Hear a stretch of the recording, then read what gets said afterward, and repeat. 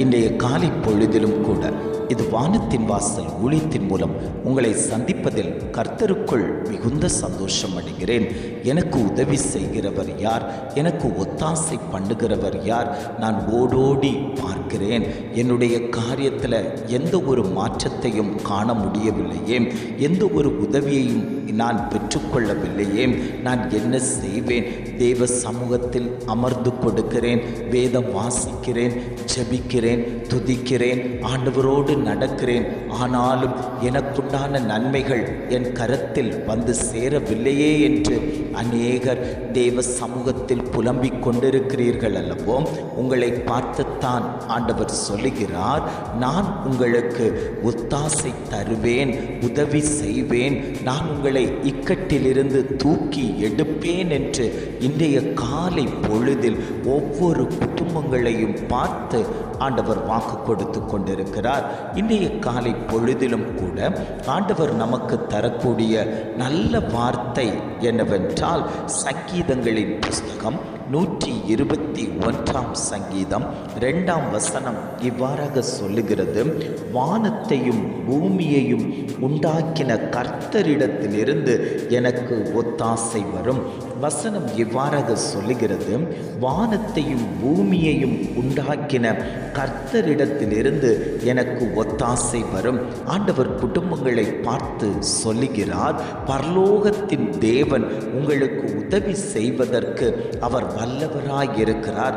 உன்னுடைய காரியத்தில் கர்த்தர் உதவி செய்வேன் என்று இன்றைய காலை பொழுதில் ஒவ்வொரு குடும்பங்களையும் பார்த்து ஆண்டவர் வாக்கு கொடுத்து கொண்டிருக்கிறார்.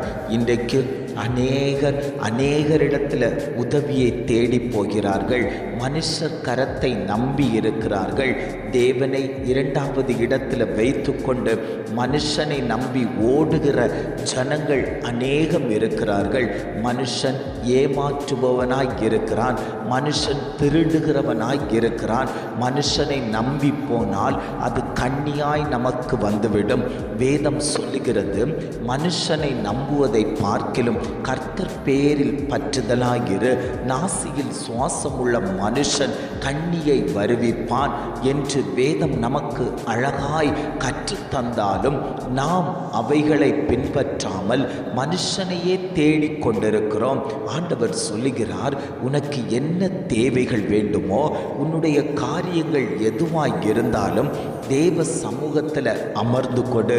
உனக்கு நான் ஒத்தாசை பண்ணுவேன், உனக்கு நான் உதவி செய்வேன். உன்னை நான் கைவிடுகிற தகப்பன் அல்ல. நான் உனக்கு சொன்னதை செய்யும் அளவும் நிறைவேற்றக்கூடிய தெய்வம் என்று இன்றைய காலை பொழுதில் ஒவ்வொரு குடும்பங்களையும் பார்த்து ஆண்டவர் வாக்கு கொடுத்து கொண்டிருக்கிறார். தாவீதை நீங்கள் பார்ப்பீர்களே, ஆனால் ஒவ்வொரு காலகட்டத்திலும் தனக்கு தேவையானவைகளை கர்த்தரிடத்தில் கேட்டு கேட்டு அவன் செய்தான். அவன் கேட்டு செய்தபடியால் அவன் வெற்றியாளனாய் அவன் மாறினான். அவனோடு கூட கர்த்தர் இருந்தார். தாவீது போகிற இடமெல்லாம் ஜெயம் உண்டாயிற்று. காரணம் என்ன தெரியுமா? தாவீதோடு கர்த்தர் கூட இருந்தார். எந்த காரியமானாலும் தாவீது தேவ சமூகத்தில் விழுந்து, ஆண்டவரே, இந்த காரியம் நான் செய்யலாமா, இந்த காரியத்தை நான் செய்யக்கூடாதா, எனக்கு ஆலோசனை தாரும் என்று கேட்கும் போதெல்லாம் ஆண்டவர் அவனுக்கு உதவி செய்தார். அவனுக்கு ஆலோசனையை கொடுத்தார், அவனுக்கு வழிவாசலை திறந்து கொடுத்தார், அவனோடு கூட நடந்தார். நீ என் இருதயத்துக்கு ஏற்றவன் என்று தாவீதை குறித்து ஆண்டவர் சாட்சி கொடுக்க காரணம் என்னவென்றால், எல்லாவற்றிற்கும் ஆண்டவரையே முன்னிறுத்தி நடந்த ஒரு பரிசுத்தவான். அந்த தகப்பன் அவனுக்கு வேண்டியவைகளையெல்லாம் செய்து கொடுத்தார். ஆடுகளுக்கு பின்னாடி போனவனுக்கு உதவியாய் நின்ற தகப்பன் ஒரு அரசாங்கத்தையே அவன் கரத்தில் கொடுத்தாரேயானால், இன்றைக்கு நீங்கள் யாரை நம்பி போய்கொண்டிருக்கிறீர்கள்? எந்த மனுஷனை நம்பி போய்கொண்டிருக்கிறீர்கள்? சற்று சிந்தித்து பார்க்க வேண்டும். தேவனுக்கு பின்னாக போகிறவர்கள் ஒருபோதும் வெட்கப்பட்டு போவதில்லை. தேவன் அவர்களை உயர்த்துவார், அவர்களுக்கு அவர்களுக்கு என்ன தேவைகளோ அந்த தேவைகளை கர்த்தர் நிறைவேற்றி கொடுப்பார். ஆண்டவர் அவர்களுக்கு உதவி செய்கிறவராய் இருக்கிறார். பயப்படாதே, நான் உனக்கு உதவி செய்வேன் என்று சொன்னவர் இன்றைக்கும் உங்களுக்கு வாக்குத்தத்தமாய் பேசிக் கொண்டிருக்கிறார். வானத்தையும் பூமியையும் உண்டாக்கின தெய்வத்தை நீ நம்பி நடப்பாயானால், அந்த தெய்வத்தினிடத்தில் நீ கேட்பாயானால், அவர் உனக்கு ஒத்தாசை செய்து தரக்கூடிய தெய்வமாய் இன்றைக்கும் உன் குடும்பத்தில் அவர் வாழ்ந்து கொண்டிருக்கிறார் அல்லவோ. அந்த தெய்வத்தை இறுக்கமாய் பிடித்து கொள் என்று ஆவியானவர் குடும்பங்களை பார்த்து ஆண்டவர் வாக்கு கொடுத்து கொண்டிருக்கிறார்.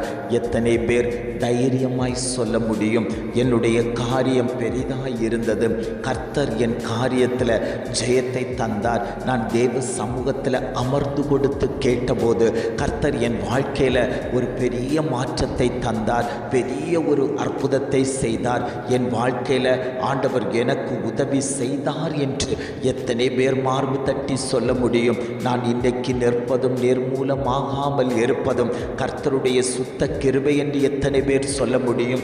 நான் இன்றைக்கு ஜீவனோடு இருக்கிறது ஆண்டவருடைய கிருபை என்று எத்தனை பேர் சொல்ல முடியும்?